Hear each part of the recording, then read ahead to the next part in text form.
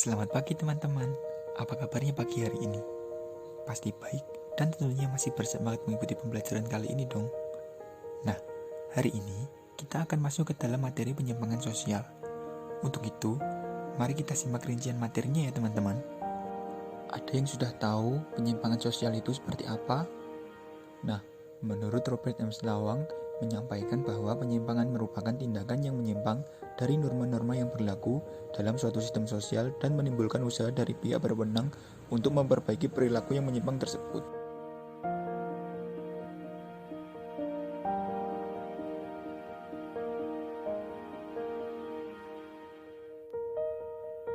Nah, adapun tokoh dari materi penyimpangan kali ini adalah Robert M. Slawang dan Bruce Cohen.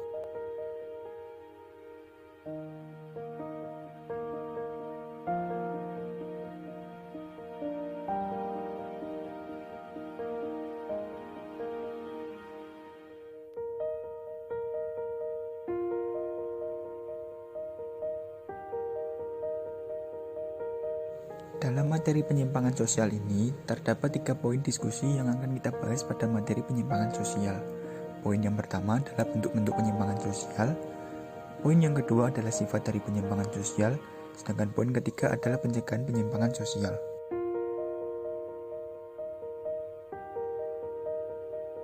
Kita lanjutkan ke video yang selanjutnya ya.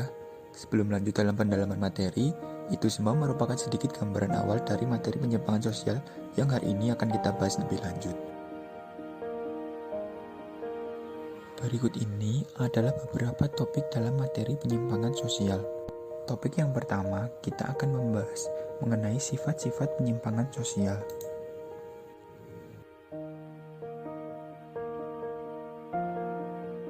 Topik yang kedua, kita akan membahas mengenai pengertian penyimpangan sosial.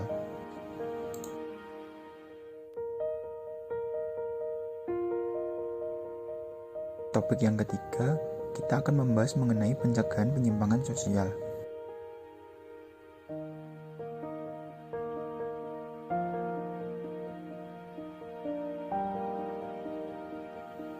Topik yang keempat, kita akan membahas mengenai akibat penyimpangan sosial.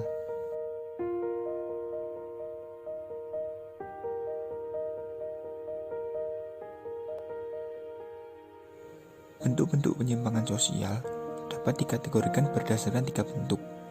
Yang pertama, berdasarkan sifatnya. Yang kedua, berdasarkan tujuan. Yang ketiga, berdasarkan jumlah pelakunya.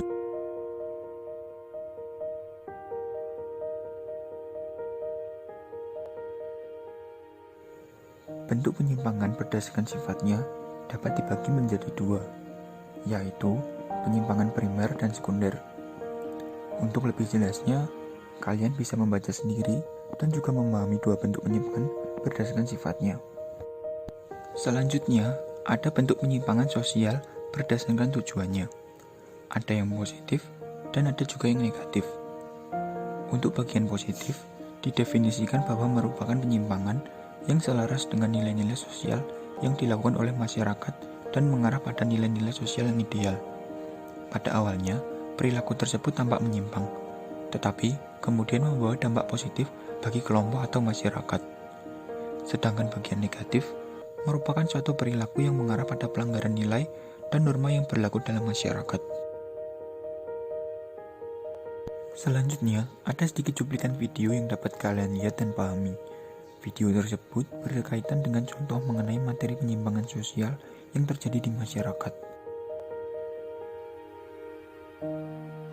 Berikutnya ini ada informasi soal tawuran yang puluhan pelajar di Sukabumi, Jawa Barat ini terlibat tawuran. Ya, Riz, dan ironisnya nih ya, aksi tawuran ini sudah direncanakan para pelajar melalui sosial media.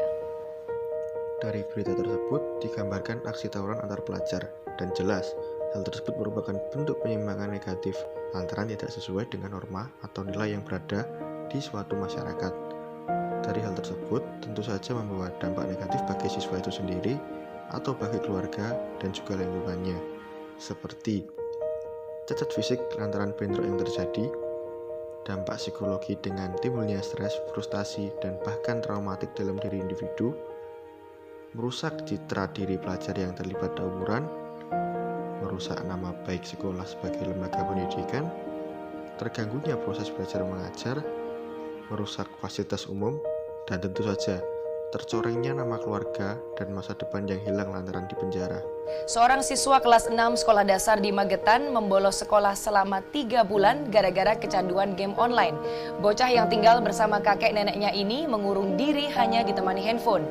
Diduga anak ini kehilangan kasih sayang karena kedua orang tuanya bekerja di Kalimantan. Nah, pada berita kali ini digambarkan ada seorang anak sekolah dasar yang membolos sekolah selama 3 bulan lantaran kecanduan bermain game online.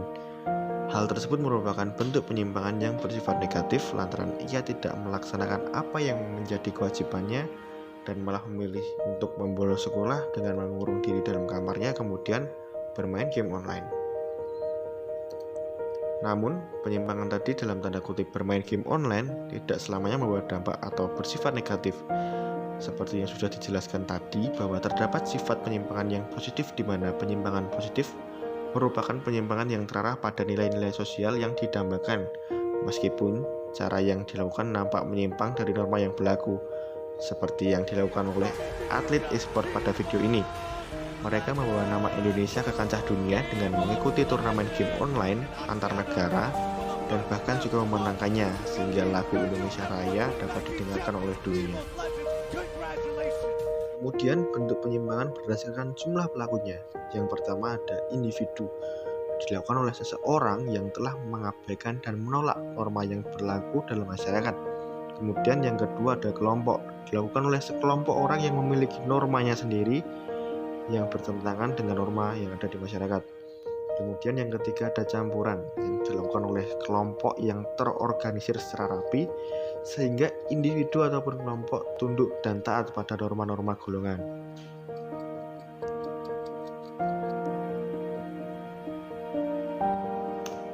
Sifat penyimpangan. Nah, dalam sifat penyimpangan ini dibagi menjadi dua, yaitu penyimpangan positif dan penyimpangan negatif. Penyimpangan positif adalah bentuk penyimpangan yang mempunyai dampak positif karena mengandung unsur inovatif, kreatif, dan memperkaya alternatif. Kemudian penyimpangan negatif merupakan bentuk penyimpangan yang cenderung bertindak ke arah nilai-nilai sosial yang dipandang rendah dan berakibat buruknya misal tindakan kejahatan atau kriminal. Akibat penyimpangan sosial. Nah, tentu saja penyimpangan-penyimpangan yang sudah terjadi, baik itu positif ataupun negatif, tetap membawa dampak bagi kehidupan sosial yang ada di masyarakat.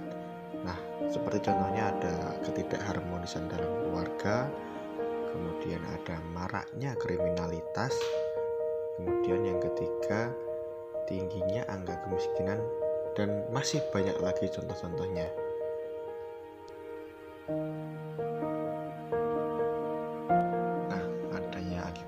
Sosial ini bisa dicegah melalui menanamkan nilai-nilai budi pekerti dan kedisiplinan, menanamkan ajaran agama sejak dini, mengembangkan komunikasi dengan anak, menghargai pendapat anak, dan memberikan bimbingan jika anak mendapatkan kesulitan.